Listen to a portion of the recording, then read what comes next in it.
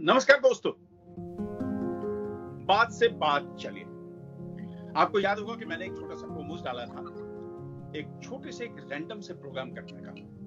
लेकिन सबसे पहले हम ये शुरू करें, मैं आपकी मुलाकात करवाना चाहूंगा सुधा शर्मा से। हम दोनों ही बीबीसी में कार्यरत थे, दोनों ने साथ में बहुत काम किया।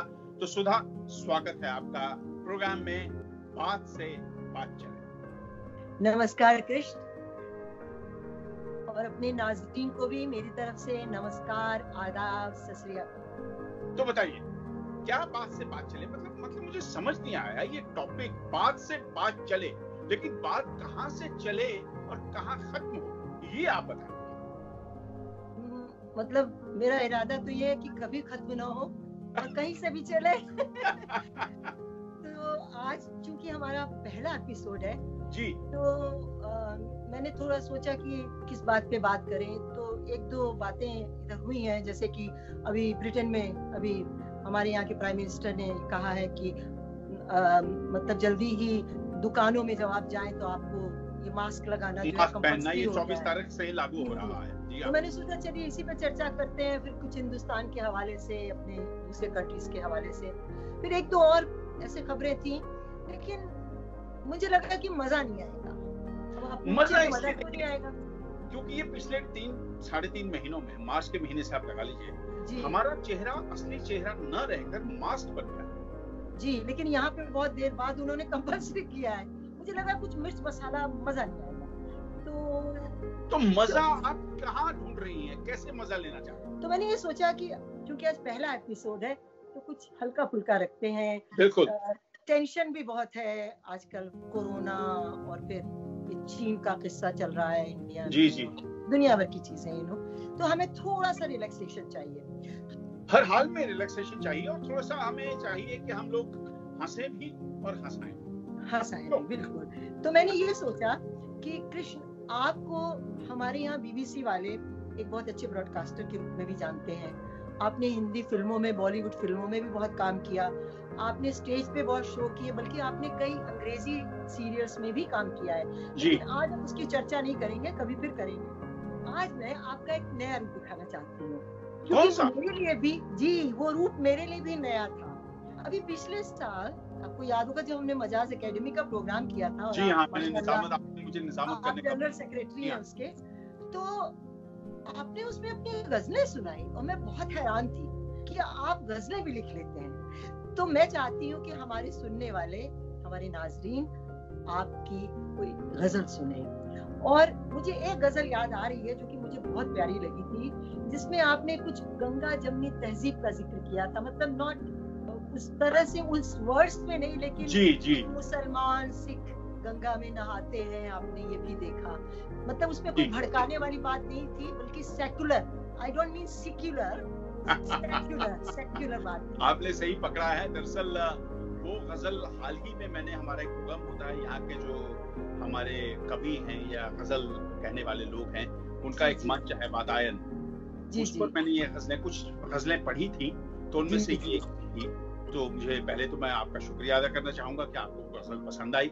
बहुत पसंद आई।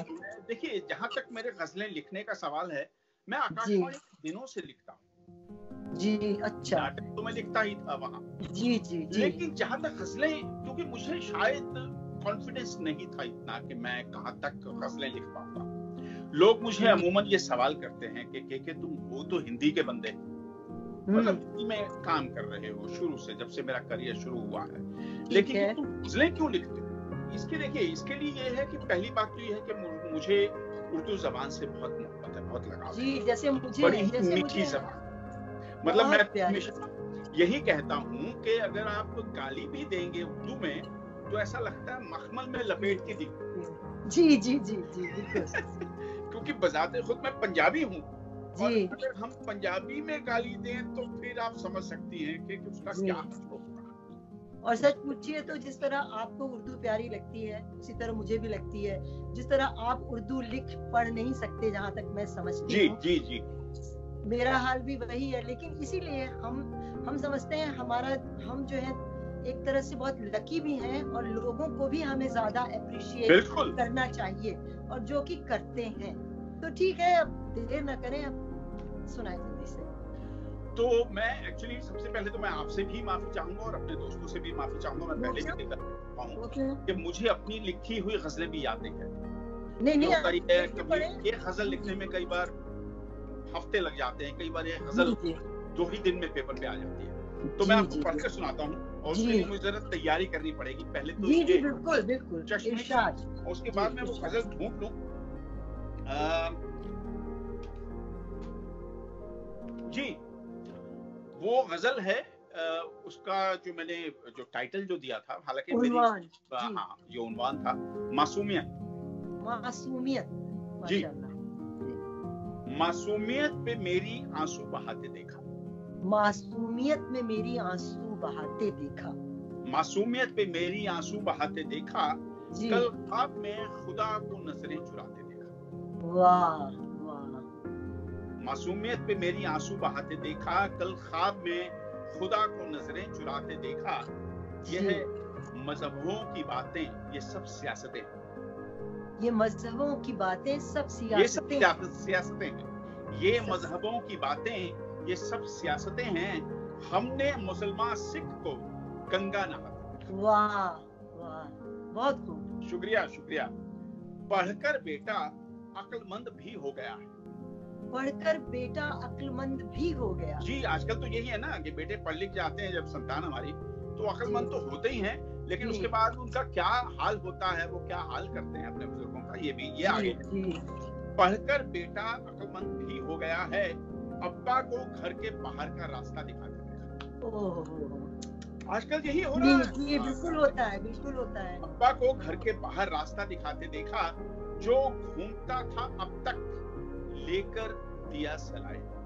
माचिस। जो घूमता था लेकर अब तक दिया सलाई।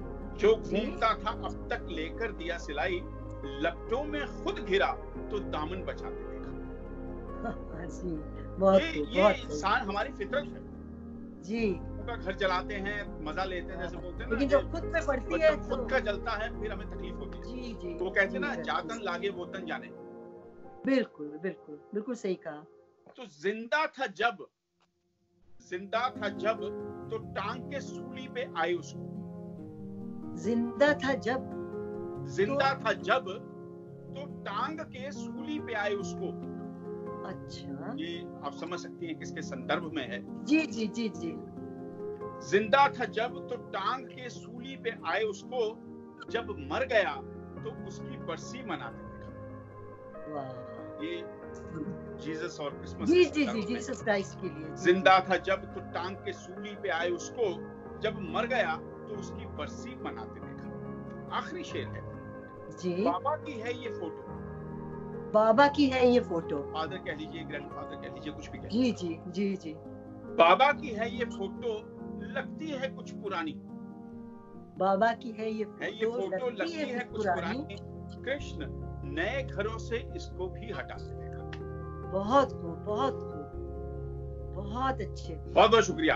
हाँ, इसमें एक ह्यूमैनिटी की झलक है बहुत ज्यादा। जी, इसमें मोहब्बत की झलक है। सच्चाई है हम लोगों को। तरह की कम्युनिटीज को साथ मिलके रहना चाहिए, ऐसी बात भी आपने की है। माशाल्लाह, बहुत अच्छे ख्याल। बहुत शुक्रिया जी। बहुत शुक्रिया। तो अच्छा, एक बात मुझे आपके बारे में भी कहनी है और मेरे दोस्तों को भी ये पता होना चाहिए कि आप, मैं जानता हूँ कि आप लिखती नहीं, मतलब कि आपकी हिंदी बहुत उम्दा है, बड़ी अच्छी है। जी। लेकिन आप शेर व शायरी की शौकीन बहुत हैं। मैं चूंकि आज बहुत हल्का फुल्का जरूर रखना चाहते हैं जी। तो वैसे तो मुझे, आपने सही कहा, मुझे बहुत मयारी जो राइटर्स हैं, उर्दू के शायर हैं, बहुत अच्छी तरह याद हैं। गालिब हुए, इकबाल हुए, फैज अहमद फैज हुए, मजाज हुए, और उन्होंने इश्क की भी बहुत अच्छी शायरी की, बहुत अच्छे शेर रहे हैं जी। लेकिन आज मुझे भी हल्का फुल्का मूड है, तो मैं कुछ मज़ाहिया शेर सुनाना चाहती हूँ, अगर आप चाहें जी। इजाजत हो तो। एक ये पॉपुलर मेरठी करके हैं। हाँ, बहुत नाम सुना मैंने उनका जी। तो उनके कुछ शेर मुझे बहुत पसंद है। अच्छा जी।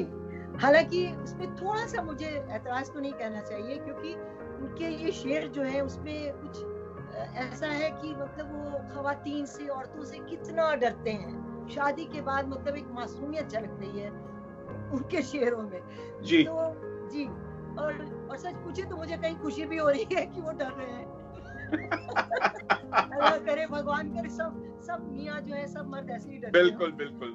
तो पहला शेर है, इस शेर में उन्होंने शादी के वक्त का जिक्र किया, निकाह का। वाह वाह वाह। वक्ते निकाह हम भी थे दूल्हा बने हुए। अब आप गौर कीजिए, हम भी थे, सारी दुनिया तो बनती ही है, आज हमारी भी बारी आ गई, हमारी भी बारी आई, हम भी आज बलि के बकरा बन गए जी। ठीक है। वक्ते निकाह हम भी थे दूल्हा बने हुए, बुलवाया औरतों ने सलामी के वास्ते। वाह वाह।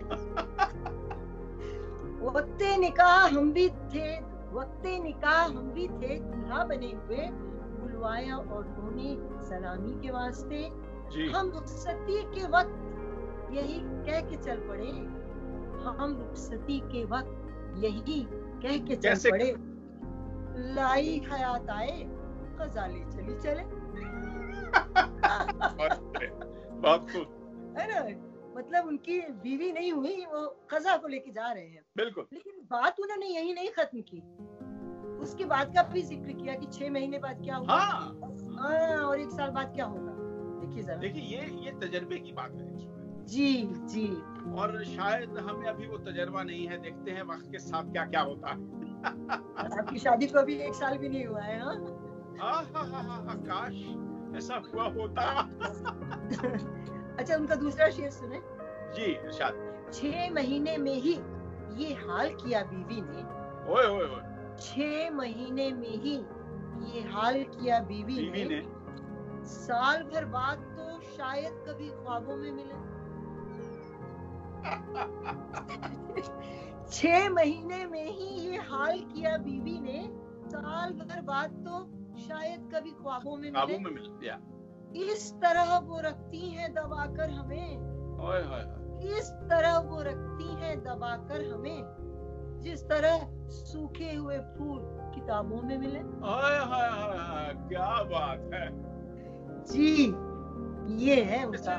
ये बात वैसे कहनी नहीं चाहिए, वरना मुझे बहुत मार पड़ेगी अभी थोड़ी देर में अगर मैंने ये कह दिया। वाकई ये क्या हम लोग जैसे ये दबे हुए फूलों की तरह ही हैं ये पतिगण, जितने भी पति। देखिए, आपके बारे में ये नहीं मान सकते, लेकिन हाँ, दिल के बहलाने को ख्याल फिर भी अच्छा है। बिल्कुल बिल्कुल बिल्कुल। तो आपको कुछ याद आ रहा हो तो आप भी एक आध शेर सुनाएं, इसी तरह का कुछ मज़ाहिया। इश्क करना मेरा काम है, तो उसके लिए मैं सिर्फ ये कहूंगा कि तमाम उम्र कटी लड़कियों के चक्कर में, ओहो, तमाम उम्र कटी लड़कियों के चक्कर में मरूं जो मैं तो कहीं भी मुझे दबा देना। मरूं जो मैं तो कहीं भी मुझे दबा देना। तकाजा ताजमहल का नहीं मैं करता हूँ जी, तकाजा ताजमहल का मैं नहीं करता हूँ, तकाजा ताजमहल का नहीं मैं करता हूँ, लहद पे गर्ल्स का एक हॉस्टल बना दो। वाह, क्या बात है, क्या ख्वाहिश है। तो मैं ये देखिए, जो मैंने शेर सुनाए थे उसमें बहुत ही जो खाविन था, जो हस्बैंड था, बहुत ही बेचारा लग रहा था, लेकिन यहाँ तो बहुत ही आशिक मिजाज। मैं बेचारगी में बिलीव नहीं करता हूँ, मैं बेचारा हूँ भी नहीं। जी जी जी जी, चाह रही थी एक और कलाम सुनाना चाह रही थी। जी जी इरशाद। और ये मुझे अफसोस है कि मुझे इनका नाम नहीं पता इस शायर का, क्योंकि मैंने YouTube पे देखा था, मुझे बड़ा अच्छा लगा, मैंने बहुत नाम खोजने की कोशिश की, और मैं लोगों से अर्ज करूंगी कि अगर किसी को पता हो तो हमारे फेसबुक पे उनका नाम भी डाल दें, क्योंकि मेरी कोशिश थी कि मुझे उनका नाम पता चले। पंजाबी में है, और मुझे लगता है कि यहाँ उन्होंने बिल्कुल सही मतलब बात की है मेरी समझ से। वो ये कि वो यहाँ आके बस गए हैं यूरोप में, देश में, और जो काम वो आसानी से अपने कंट्री में कर सकते थे अब वो नहीं कर पा रहे हैं। मतलब जो डरा धमका सकते थे बच्चों को, बीवी को, जो कि मैं समझती हूँ ज्यादातर पुरुष करना शायद पसंद करते हैं। तो सुने, तो वेस्टर्न कंट्री में आके बसे हैं, वो कह रहे हैं रोब जरा भी पा नहीं सकते, रोब जरा भी पा नहीं सकते, बच्चियां नू दुला नहीं सकते। बच्चों को मार नहीं सकते हैं। जरा भी पा नहीं सकते, बच्चियां नु दो ला नहीं सकते। हाँ, मेरी पंजाबी बहुत अच्छी नहीं है, बहुत अच्छा कर रहे हैं आपने हाँ, दोबारा बोल दिया। रोब जरा भी पा नहीं सकते, बच्चियां नु दो ला नहीं सकते, ਇੱਥੇ ਕੰਨ ਫੜ ਨਹੀਂ ਸਕਦੇ, ਇੱਥੇ ਕੰਨ ਫੜ ਨਹੀਂ ਸਕਦੇ, बेगम ਨੂੰ ਧਮਕਾ ਨਹੀਂ ਸਕਦੇ।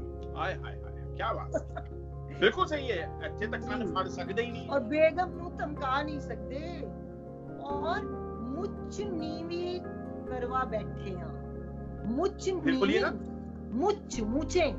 मुझ नीवी करवा बैठे हैं, ਅਸੀਂ ਕਿੱਥੇ ਆ ਬੈਠੇ ਹਾਂ, ਅਸੀਂ ਕਿੱਥੇ ਆ ਬੈਠੇ ਹਾਂ, ਅਸੀਂ ਕਿੱਥੇ ਆ ਬੈਠੇ ਹਾਂ। क्या बात, मूछ नीवी हो गई, और ये बड़ी मजे की बात है, इसलिए तभी तो मैंने मूछें नहीं रखी है। माशाल्लाह, बहुत अच्छा किया है। आज के लिए तो मैं समझती हूँ इतना ही बहुत है, और अगर लोगों को हमारा प्रोग्राम अच्छा लगा हो तो मैं उनसे रिक्वेस्ट करूंगी कि लाइक करें, शेयर करें, बिल्कुल, और अपने जो कमेंट्स हैं वो भी लिखें, और अगली बार हम किसी और मौजू के साथ, अगली बार ਅਸੀਂ ਫੇਰ ਕੁਝ ਹੋਰ ਲੈ ਕੇ ਆਵਾਂਗੇ, और जरूर और कुछ लेके आओ। मेरी पंजाबी भी थोड़ी ठीक हो जाएगी। और धन्यवाद दोस्तों, अगली बार दूसरे एपिसोड में फिर आपसे मुलाकात होगी, तब तक के लिए नमस्कार। नमस्कार।